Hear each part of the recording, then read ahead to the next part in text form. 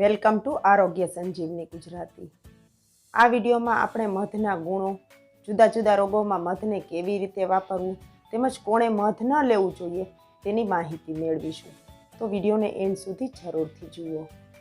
મધ પચવામાં એકદમ સરળ અને તુરંત શક્તિ આપનારું છે। મધને જે ઔષધિ સાથે લઈએ તેના ગુણોનું તે શરીરની સૂક્ષ્મ નાડીઓ સુધી વહન કરે છે, જેથી તેની અસરકારકતા વધી જાય છે। મધ જેમ જૂનું થાય તેમ વધુ ગુણકારી બને છે।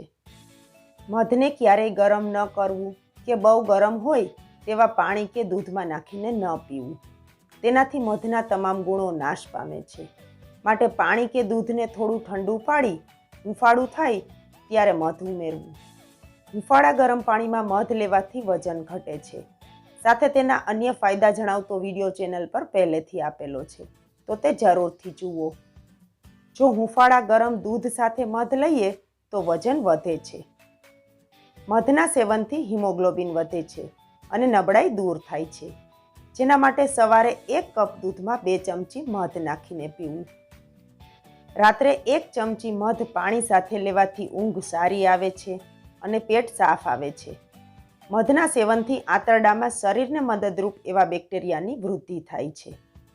મધમાં રૂને બોળી શરીરના દાજી ગયેલ ભાગ ઉપર લગાડવાથી બળતરા શાંત થાય છે અને દાજિયાના ડાઘ નથી રહેતા। 1 એલચીને સોયમાં ભરાવી ઘીનો દીવો કરી તેની જ્યોતમાં શેકી લેવી। ઠંડી પડે એટલે ફોતરા કાઢી ખાંડી તેમાં અડધી ચમચી મધ મેળવીને ચાટી જવું। કોઈ પણ દવાથી ન મળતી સૂકી ઉધરસ આ પ્રયોગથી મટી જશે। મોઢાના ચાંદા ઉપર મધ લગાડવાથી ચાંદા તરત જ મટે છે। જો ગળામાં ચાંદા હોય તો મધમાં થોડું પાણી ઉમેરી તેનાથી કોગળા કરવાથી બહુ જલ્દી રાહત મળશે। મધ કફને મટાડે છે। જો નાના બાળકોને દરરોજ થોડું મધ ચટાડવામાં આવે તો તેને ક્યારેય કફના રોગો નથી થતા। મધ ખરેખર ચોખ્ખું છે તેની ખાતરી કરી બંને આંખોમાં 1-1 ટીપું આંજવાથી આંખો તેજસ્વી બને છે।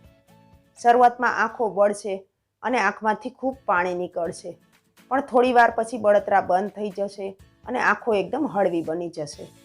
પણ નકલી કે ભેળસેળવાળું મધ આંખમાં ન નાખવું। વરસાદનું પાણી કે ઘી સાથે સરખા પ્રમાણમાં મધ ક્યારેય ન લેવું। વળી જેમને ડાયાબિટીસ છે તેમણે પણ મધ ન લેવું।